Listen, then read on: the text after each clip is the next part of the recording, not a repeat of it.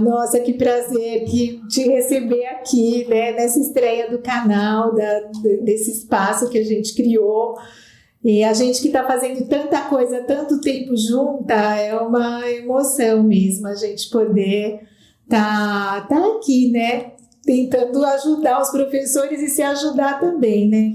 Então, e aí eu queria agradecer, já tem gente entrando para assistir a live, queria agradecer a participação de quem está disponível aí um pouquinho do tempo para assistir o nosso encontro com a professora Kátia. A professora Kátia é uma amiga muito querida, antes de mais nada, mas ela é pedagoga pela Universidade de São Paulo e ela é doutora pela PUC de São Paulo, né? E uma especialista em habilidades e competências socioemocionais. E aí, Ká, o que aconteceu, né? Eu resolvi criar esse canal um pouco por causa da aflição que eu estou vendo dos professores, né? Então, você sabe que eu fui professora durante muito tempo, você também foi professora durante muito tempo, e a gente a gente está sentindo na pele o que os professores estão vivendo no dia a dia, né? Nesse momento da pandemia. E agora, o que eu estou percebendo é que tem muito, já o assunto retorno às aulas, ele está ficando muito evidente aqui no Brasil. Eu esqueci de contar, viu, gente? A professora Kátia está em Portugal, né? Mas ela conhece muito a realidade aqui do Brasil, e um dos motivos de eu ter convidado a Kátia para fazer esse bate-bola aqui comigo foi porque também ela tem essa experiência internacional, quer dizer, do outro continente, né, da Europa, e eu acho que ela vai poder ajudar muito a gente. Então, Kátia, aqui no Brasil, nós estamos começando a discussão do retorno às aulas, né? E o que eu estou percebendo é que está havendo uma ansiedade muito grande dos professores com relação a esse retorno às aulas. E que, em outras palavras, o que está acontecendo, e que não é só com os professores, mas inclusive com as famílias, é o medo do retorno às aulas, né? Então, assim, está todo mundo com muito medo do retorno às aulas. O que a gente sabe é que tem escolas que estão fazendo consulta à sua comunidade, aos seus pais, e a maioria dos pais está com bastante medo também de fazer, assim, voltar à rotina da escola com os seus filhos. E eu fiquei pensando muito a respeito desse sentimento, né, dessa emoção que é o medo, né? Porque, assim, de repente todo mundo ficou com medo. Na verdade, o que a gente ouve nas rodas de conversas, nas famílias e em todo lugar, as pessoas estão com muito medo, né? E que daqui a pouco os professores vão ter que de verdade voltar à rotina, os alunos e pais também. E como é que a gente lida com isso, né? Com essa sensação. E aí eu queria compartilhar com você algumas das coisas que eu pensei sobre isso, para você ver se faz sentido, né? E se fizer sentido ou não fizer sentido, como é que a gente pode ajudar os professores, que a gente está com vários professores assistindo, outros vão acessar em outros momentos a nossa live, e como é que a gente pode ajudá-los, né, a enfrentar isso. O medo, ele não é uma emoção ruim, né?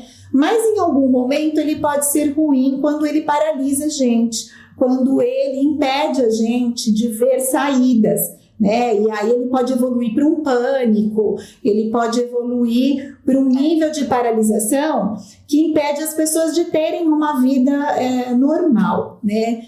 E pensei muito em relação ao medo, né, em especial dos professores das famílias, do retorno às aulas, e o que é que está por trás do medo, né? O que é que está provocando essa sensação? Porque eu acho que o maior medo que a gente tem agora, e por isso que tá, assim, a população está muito impactada com isso tudo, é porque de alguma forma a gente perdeu o controle da situação, né? Não digo que está tudo fora do controle, mas assim, a gente tinha um controle, a gente tinha uma rotina, a gente sabia o que ia acontecer, o próximo passo, etc. Então a gente tinha um controle da situação. E agora, o que a gente percebe é que a gente não está com o controle da situação, né? E eu acho que esse medo da gente voltar para as aulas, os professores voltarem para as aulas, ele está acompanhado dessa sensação, entendeu? De que assim, a gente não tem o controle da situação, a gente não pode prever, né? E assim, não pode prever mesmo, nem a gente e nem muita gente não pode prever, né?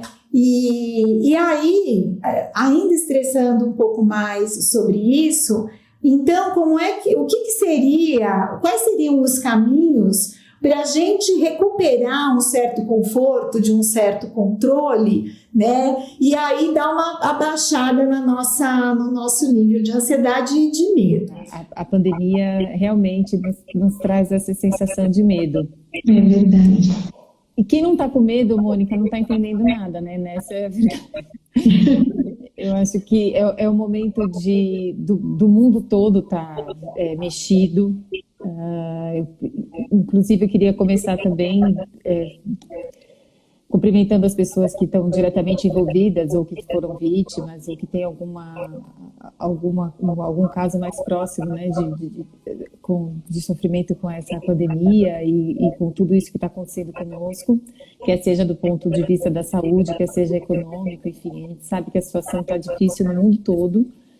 E essa situação de insegurança, que é o que você traz, ela reflete muito bem o momento que a gente está, né, Mônica? Porque do nada os professores ficaram na linha de frente junto com a saúde, né, junto com os gestores públicos, para enfrentar uma pandemia que não tem, sem precedentes, e que não tem um manual de conduta. Ele está sendo criado junto. E a única maneira de nós enfrentarmos isso é com redes colaborativas. É criando, por exemplo, canais como esse para que a gente possa conversar sobre o que fazer juntos, para nós podermos melhorar nossa confiança, como você trouxe também, né? E trocar informações e trocar essa sensação como é que é lidar com isso. E aí, Mônica, eu queria só aproveitar para falar um pouco dessa emoção, né? Porque lembrando um pouco do Daniel Goleman, por exemplo, quando ele traz que nós temos duas maneiras muito racionais quer dizer, o nosso pensamento se desenvolve ou pela racionalidade, né, pelo cognitivo, ou pela emoção, né? Então a emoção nos convida a tomar também uma atitude. Tem hora que você não pode pensar para tomar uma atitude, você é impulsionado pela emoção, né? A emoção é esse algoritmo biológico, né? Essa resolução para que você tome uma atitude. O medo é a emoção. Como que você lida quando você tem o medo? É a competência socioemocional de lidar com o medo. E aí você trouxe uma delas que eu acho que é fundamental, que é a confiança, porque quando a confiança ela está na base das relações sociais, né, dos homens, ela é a base de qualquer relacionamento, quer seja ele de trabalho, quer seja ele dentro de casa, da família, amoroso, enfim, né? E você precisa trabalhar isso nas pessoas, uma vez que nós estamos falando também dessa formação e desse desenvolvimento pessoal e social e emocional num momento como esse.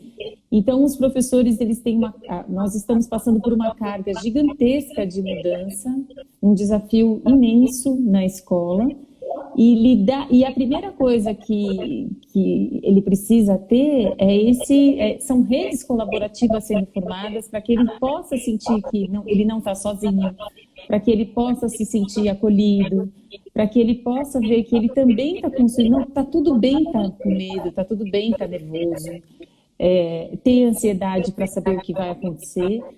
E aí a gente tem que começar agora a olhar o que nos faz resgatar para aquilo que nos traz a calma, para que nós possamos também jogar luz e racionalidade nessa emoção que tira, muitas vezes, né, esse raciocínio em cima de o que a gente pode fazer uma vez que vamos enfrentar várias dificuldades, como você trouxe ali a questão da insegurança, de como que nós vamos enfrentar a pandemia, como que nós vamos enfrentar as desigualdades, a volta às aulas, né? Então, tudo isso vai sendo construído com essas redes colaborativas que vão sendo formadas e tendo que ser reinventadas na escola. Então, uma das coisas é começar a trabalhar com o próprio professor esse autocontrole, né, dele se perceber e ver como que ele lida com esse medo e o que faz ele voltar à calma para ele jogar luz nessas relações e fortalecendo a confiança num pacto. Eu queria te provocar aqui para você dizer assim, o que você acha nessa volta às aulas, o que eu vejo muito aqui também em Portugal, embora nós estejamos agora nas férias, né, de verão aqui, mas esse movimento veio com o movimento de um novo pacto de corresponsabilização entre a gestão da escola, né, a gestão pública, a gestão da escola, mas também as famílias, e também os professores com os alunos, né? Então, assim, de repensar mesmo qual que é a educação e quais são esses espaços agora para que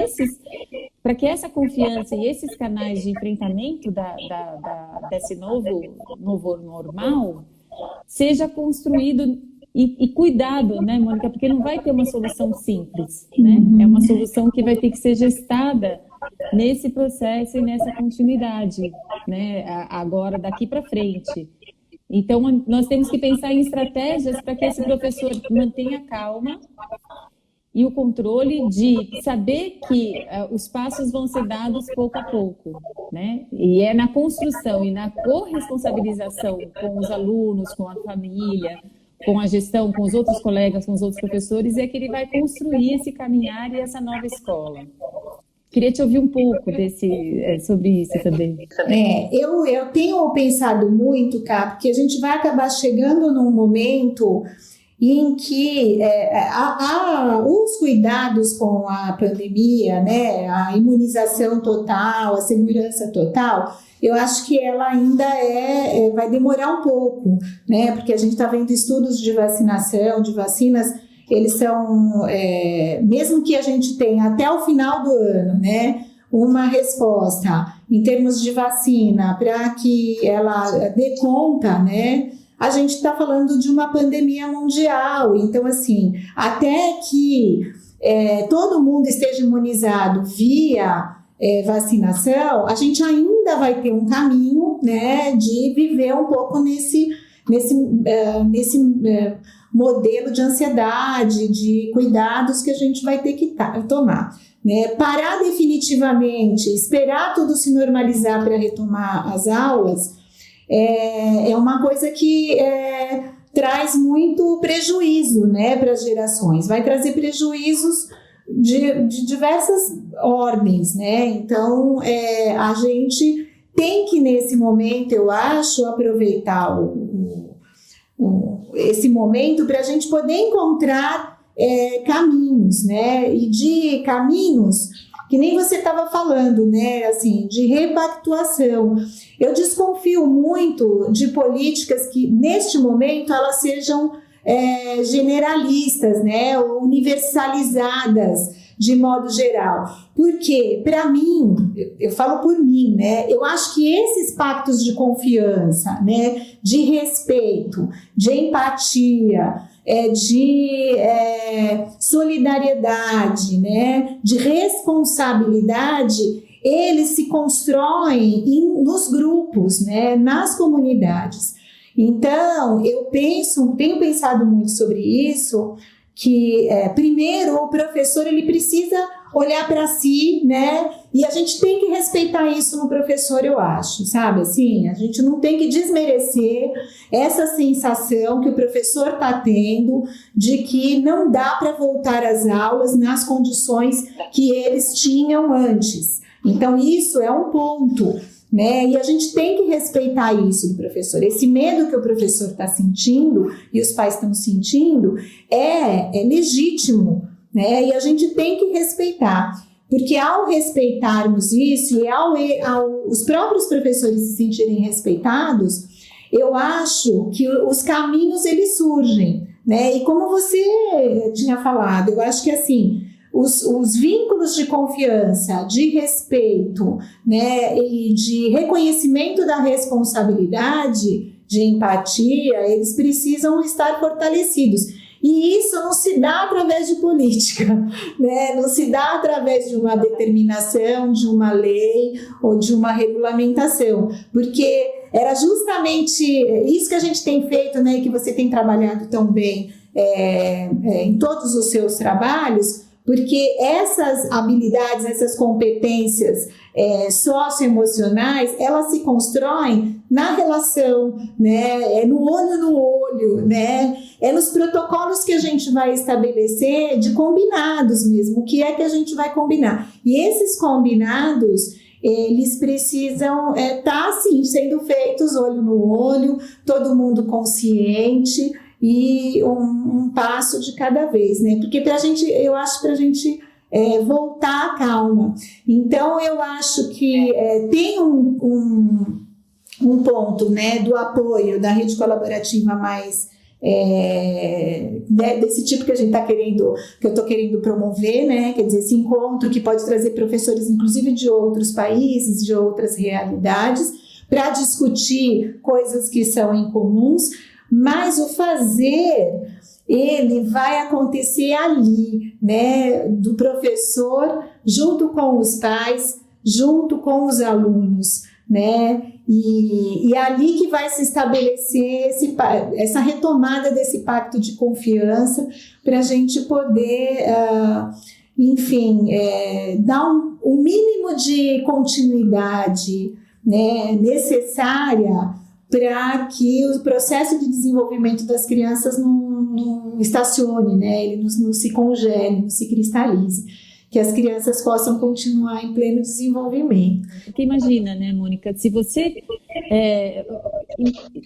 tem uma situação de medo ou de estresse, o que acontece com você, né? O teu corpo tem toda uma resposta biológica para que essa situação de medo seja desenvolvida no seu corpo, para que essa situação de estresse seja desenvolvida. Então você tem um aumento de hormônios, você tem um aumento de adrenalina e tudo mais. E aí, na hora que para que você, por exemplo, tenha uma irrigação, né? Então se a gente lê por exemplo, o Daniel Goleman, ele fala muito disso, que você tem toda uma irrigação diferente, você tem todo o seu sangue, por exemplo, corre para os músculos, você fica pálido, a tua pupila dilata. E como é que você sai dessa situação de atenção? Né? Você tem que baixar essa adrenalina, você tem que buscar isso e você tem que ter uma resposta, né, do corpo. Essa resposta do corpo, ela pode ser forçadamente, conscientemente produzida, né? Então, se você está com medo, se você vê uma pessoa que está aflita, uma pessoa que está ansiosa, uma pessoa que está desesperada, que ela está realmente com medo, como que ela se sente quando ela está calma? Então, uma das coisas que o professor, por exemplo, pode fazer com ele e pode fazer com os alunos é perceber, primeiro, qual foi o gatilho que deixou ele com medo? O que ele está alimentando para que esse medo continue? Parar com essa ruminação de pensamento é importante, sabe? Assim, você se autocontrolar e perceber o que te dá medo. E ver também o que te dá medo que é pessoal, né? E que você pode fazer para controlar aquele medo, o que está a seu alcance, o que você pode fazer, então, para controlar o medo. Por exemplo, quando eu estou calma, eu respiro devagar. Então, respirar devagar é uma coisa que me volta à calma. Eu não consigo fazer, por exemplo, eu consigo não ler uma notícia que me dá medo, né? E eu posso, em contrapartida, ler coisas que me acalmam. Então, assim, uma coisa é ele cuidar dele, outra coisa é ele cuidar dos alunos. E o mais importante, eu acho que é não esquecer da pandemia, não esquecer esse contexto. Então, assim, na escola, criar espaços de acolhimento entre os amigos, entre os colegas professores. Criar espaços de acolhimento para saber como que foi essa. Então, na segunda-feira, a primeira coisa é tratar do humano que está por trás do professor. sabe? É do humano que está por trás, do gestor que também está perdido, que também está com dificuldades, né? E ver o lado, as pessoas que estão por trás do aluno, tentar trazer e conversar sobre isso, colocar luz nesse diálogo para que eles se conheçam. Estabelecer, por exemplo, assim, conhecer o que você estava falando, né, de como que a gente acompanha isso, né? Então, assim, um estudo que pode ser importante é você saber qual que é, o que para você é o mais importante do respeito. Então, você coloca conversa com os alunos para chegar assim, olha, o respeito para mim é como eu gostaria de ser tratado. E agora, principalmente na pandemia, como que nós queremos ter espaços para ser tratados? Então, por exemplo, escolher o espaço, até mesmo físico, né, Mônica? Assim, tipo nós sabemos que esse vírus ele é perigoso, mas ele também vai se proliferar mais num espaço fechado. Então, como que a gente faz? A gente vai para os espaços, aqui, por exemplo, né, assim, procurar dar mais aulas no espaço de fora, ao ar livre, trazer essas atividades ao ar livre, né? Respeitar as pessoas da maneira como elas querem ser tratadas, ter mais empatia, e tudo isso você combina, e aí você monta você pode colocar isso como o seu ideal. E o que você está fazendo para chegar naquele ideal? E conversar com os alunos sobre qual é o caminho, como é que você foi hoje, o que nós fizemos que fugiu do ideal e o que nós fizemos que nos aproxima do ideal. E isso, eu vou te interromper só para... Porque, assim, isso para os alunos com maior capacidade de compreensão do que está acontecendo...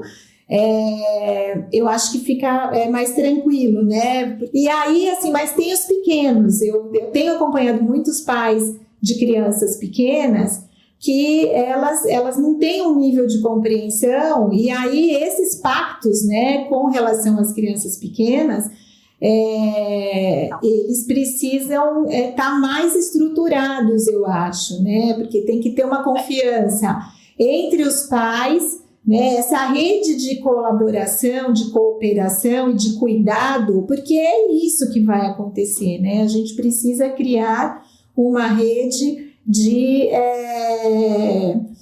cuidado mesmo, né? Onde cada um exerce tem um papel ali, né? E esse papel, ele é exercido com responsabilidade, com respeito e principalmente com empatia. E você acha que a gente não tem tanto tempo assim para falar, mas você acha que as crianças pequenas, elas entrariam também nesse espírito que você está colocando, né? De estabelecimento das regras e do comportamento, né? E que envolveria tudo isso. Você acha que é possível? Então, Mônica, eu acho, assim, é mais difícil, mas aqui, por exemplo, em Portugal, é muito importante a volta às aulas. Claro que tem famílias que não se sentiram à vontade de encaminhar os filhos para a escola. Então, isso foi respeitado. Mas tem famílias que precisam da escola, e nós sabemos a importância da escola, tanto para a socialização, quanto para os pais trabalharem e a rotina começar a acontecer. Porque mesmo no teletrabalho, muitas vezes é difícil você com a atenção e o filho em casa. Então, o que está sendo combinado aqui é você poder ir para a escola. Então, assim, o pacto de confiança da escola com os pais ser cada vez melhor e mais trabalhado, né? De você saber, assim, que os pais não vão mandar a criança que está com, por exemplo, com febre, né? Se a criança teve algum sintoma, ela deve ficar. A família confiar muito mais cuidado em relação à higiene, né, da criança, principalmente para ela ir, para ela voltar, enfim. E na escola, também as crianças participam desse processo, Mônica, porque é uma maneira de você também trabalhar com isso. Então, assim, não é que as crianças, elas podem ficar brincando juntas, elas têm essa questão, a criança precisa do brincar, ela precisa do afeto, ela precisa do tato. Mas o que os professores, então, procuram fazer? Eles procuram deixar o ambiente muito mais higienizado, procuram deixar os espaços mais arejados, com mais sol, mais ar livre, mais atividades ao ar livre. As crianças, eu vejo as crianças participarem, inclusive da limpeza, e da organização da sala muito mais do que antes, né? E são medidas assim que vão ensinando esse novo normal, dessa corresponsabilização e desse novo contrato entre professor e aluno, que tem que estar sempre sendo revisto, né? Esse novo fazer agora, que não pode, não tem como mais, né? O mundo a pandemia trouxe esse desafio, e esse desafio ele vai ser enfrentado, como você disse, né, Mônica, com todo mundo junto, se reestabelecendo, se reinventando e criando esses espaços cada vez mais colaborativos. E aí eu queria só deixar aqui também, para quem nos ouve e está acompanhando, e para os professores, retomar a questão do paradigma do cuidado, do Bernardo Toro, que é a ideia, né, do como é que eu cuido de mim, como é que eu cuido do outro e como é que nós cuidamos do coletivo. E focar nisso, né? Que o sucesso vai estar nessas redes colaborativas e nesse cuidado constante e a certeza de que você pode avançar, e se precisar avançar com 2 passos atrás, vai ter que ser dado. Agora, não deixar os alunos como tarefeiros só e fazendo envolver eles nessa responsabilidade também é importante para que eles cresçam e consigam levar isso para as famílias. E essa comunidade toda tem que aprender a caminhar agora em segurança, na medida do possível, cada vez mais nesse contexto, né, Mônica? Por enquanto, pelo menos até que chegue essa vacina, que em breve vai estar. Ai, se Deus quiser. Eu acho que esse tema é um tema assim que ele não se esgota, né, Kai? A gente não tem todas as respostas, né? E eu acho que assim, a gente conseguiria aí ficar aqui horas e horas falando a esse respeito, né? Mas eu gostaria, então eu vou tentar um pouco encerrar um pouco as coisas que a gente falou, já te fazendo um convite para a gente continuar, né, em outra oportunidade, mas destacando do nosso encontro de hoje, que assim, a questão do medo, né, que ela está imobilizando professores e pais, na garantia do aprendizado do filho, da continuidade da escolarização do filho, que ela tem um caminho para ser enfrentado, que não é um caminho, não é uma pílula, né? Não é uma coisa que a gente toma e que resolve no dia seguinte, mas que é um caminho que ele só vai ser possível se for construído a partir de vínculos de confiança, né, de pactos realizados entre pais, professores e alunos, né? E eu acho que uma coisa que você falou no final, que não dá para a gente se estender muito, mas eu não gostaria de perder, é que assim, a questão da higiene dentro da escola, para as escolas públicas, é um desafio, né? Porque as escolas públicas aqui no Brasil, elas enfrentam um desafio importante com relação à limpeza e etc., por falta de profissionais e por falta, às vezes, de insumo, né? Então, acho que vai ter que ser uma oportunidade das pessoas se responsabilizarem por esse espaço que é a escola pública, porque a escola pública não é de ninguém, a escola pública é de todo mundo, né? Então, só para a gente assim, amarrar um pouquinho, né? Porque dá vontade de falar muito mais. E eu queria muito agradecer a participação das pessoas que estiveram com a gente hoje. Vão poder seguir a professora Kátia também no Instagram, que ela tem o Instagram dela, ela também tem muitas publicações interessantes. A gente vai deixar na página do Sou Professor, para vocês poderem encontrá-la em qualquer momento, né? E eu queria muito terminar com um texto do Guimarães Rosa, que eu acho que ele é muito assim, todos os professores já falaram isso em algum momento, é um texto que a gente vive compartilhando, mas eu acho que ele faz muito sentido no dia de hoje, né? E ele diz assim na obra dele, Grande Sertão Veredas: o correr da vida embrulha tudo. A vida é assim, esquenta e esfria, aperta e daí afrouxa, sossega e depois desinquieta. O que ela quer da gente é coragem. É isso, né? Eu acho que essa habilidade, essa competência socioemocional que a gente vai ter, todo mundo vai ter que ter, né, daqui para frente, por algum tempo, é a coragem que a vida está pedindo da gente. É isso. Obrigada, Mônica. Kátia.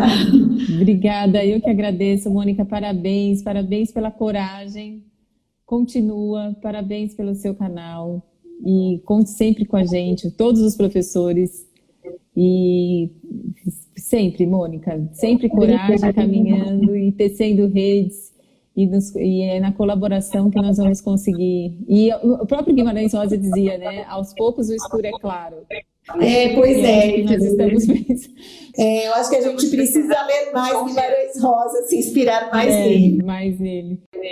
Ká, obrigada aos amigos aí que acompanharam a nossa live de hoje. Obrigada. E continuem seguindo a gente, vão lá no canal, porque sempre vai ter novidade para a gente poder, enfim, discutir muito, mas também fazer muito, dar muita dica e muita sugestão para a gente poder enfrentar o desafio que é ser professor, tá bom? Obrigada, gente. Até mais. Até, amor.